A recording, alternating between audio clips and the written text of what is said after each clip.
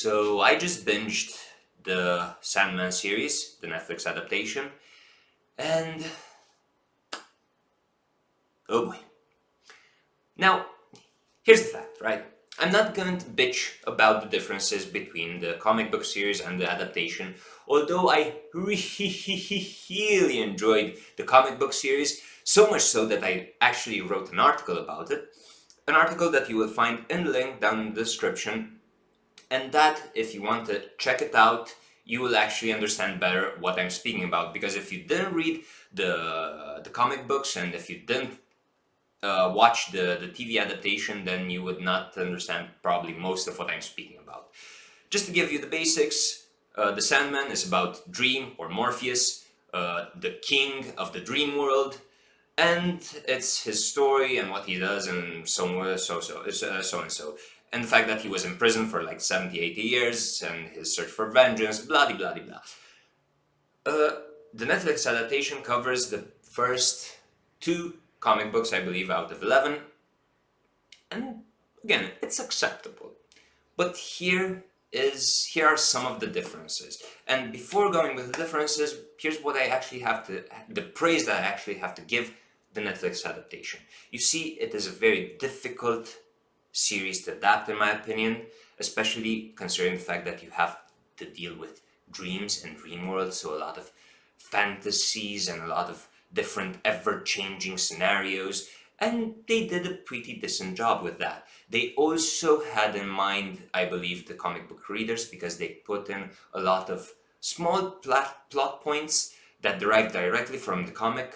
And you have Godling, for instance, who is a recurring character within the series. You have the first part of Shakespeare's side story. And also, I really appreciate that you had Nada's story, which, damn, I didn't expect them to put to actually adapt that part. Again, we will see if they will make season 2, because that is just the first part. I mean, not even the first part, it's just the fringe that, okay, Nada and Dream actually had something like 10,000 years ago. Who is Nada? You will see that hopefully in the second season, because it's a very good story. It does give you a better introspection on Dream himself, and also on how good of a character he is. Not good in the sense of actually being well disposed, but good as well written. He is a very difficult character to understand, but we will get to that. Now let's go with minor characters before passing to the bigger ones. John Constantine, or Joanna in this case. You see, in the comic book series, Dream first meets John Constantine in his present, and there are fringes of his past where he also meets Joanna, which was I don't know, the great-great-great-grandmother of John Constantine, or something like that. In the series, they used only Joanna, both in past and present. And I can understand that choice, because probably it was a question of budget. They didn't have money to hire many more actors. But here's the fact. You had, like in 2014, the John Constantine series with an actor that I remember was pretty good. So why not put him in? Or better yet, put, like, I don't know, Keanu Reeves. Because there is the John Constantine version with Keanu Reeves, which was very good. And here is a little bit more introspection on why John Constantine is such a good character that should be used properly. You see, he was created by Alan Moore in the Hellblazer series, and John Constantine, between being a magician, a con artist, and blah blah blah, he is a lot of things. At a certain point, he sells his soul to 3 different devils, I mean the 3 major bosses of hell, and when he dies, the bosses of hell decide not to go into an all-out war, because each and every one of them want his soul for themselves, so they just revive John Constantine. That is how good of a character he actually is. But again, I don't have an issue with John being Joanna in the Netflix adaptation. What I have an issue with is, why is Constantine not constantly smoking? That was the trait characteristic of the character. I mean, he has like lung cancer, he's constantly smoking and coughing. That was John Constantine for me. Or Joanna could have been just as well. But again, decisions, they made their own. Let's move on. Lucifer Morningstar. Now, Lucifer Morningstar was created, a version of Lucifer Morningstar was created by Neil Gaiman himself. By the way, I don't know if I mentioned it, but Neil Gaiman created the Sandman, and I really adore his writing. So he was created by, Lucifer Morningstar was created by Neil Gaiman, and also the Lucifer Morningstar that we have in the TV series, Lucifer, was his own creation.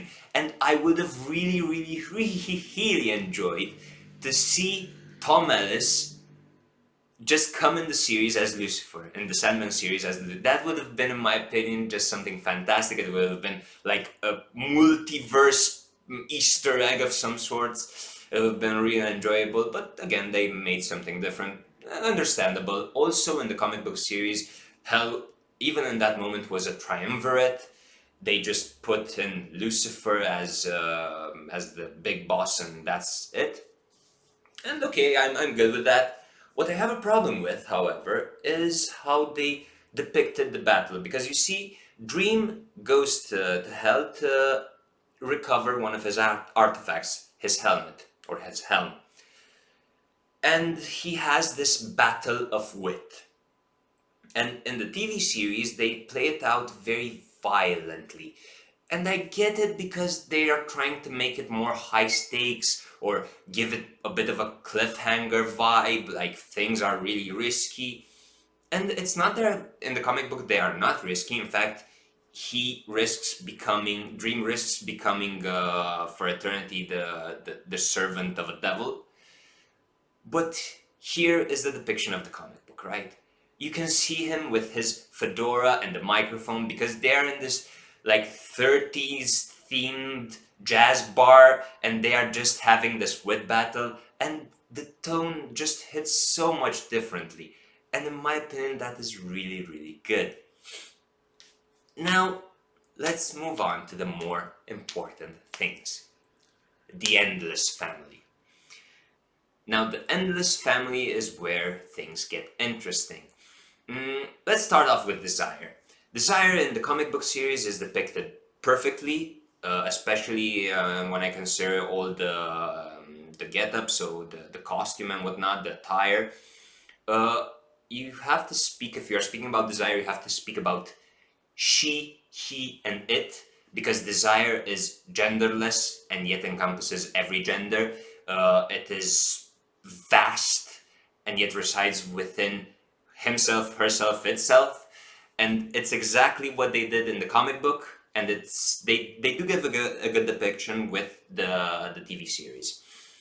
I think that Desire is a little bit too conniving in the series, because although Desire actually pulls some of the strings for the plot, it's not that conniving or not that treacherous.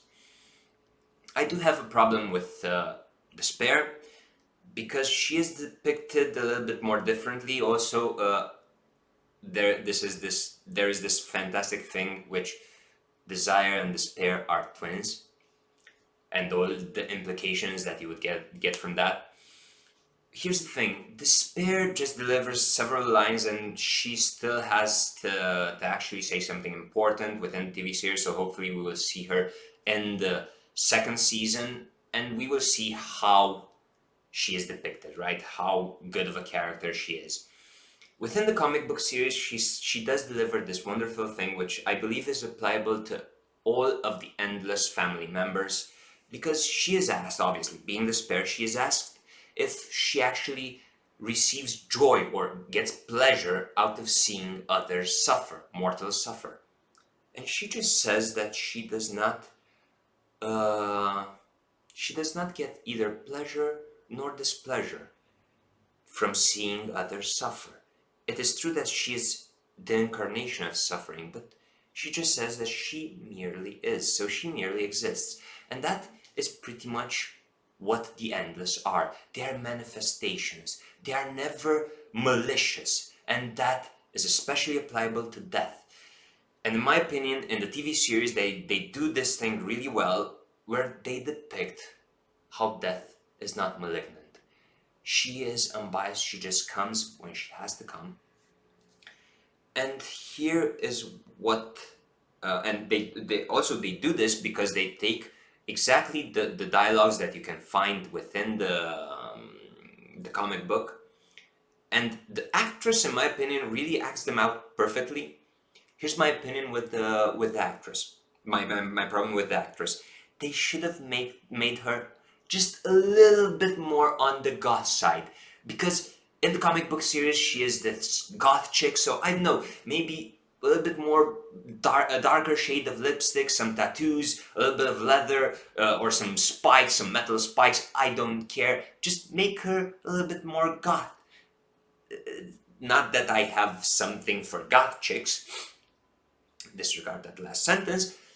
But that is probably my opinion. And also, here's something that it was my personal read on it. Dream, from time to time, especially when he is speaking with Death, he references the presence of a fluttering of wings, right? The sound, the distinct sound of gentle yet powerful wings. And in my read and my interpretation, I associated that with obviously the wings of the Death Angel, right? That other classical depiction. And there is this, you see it on the screen also. There is this depiction where Death does not ever, I believe, show her wings, but there is this shadow of wings, and also Dream's words, right? So I would have liked for them in the TV series to put that flutter of wings when she enters the stage. That would have been perfect, in my opinion.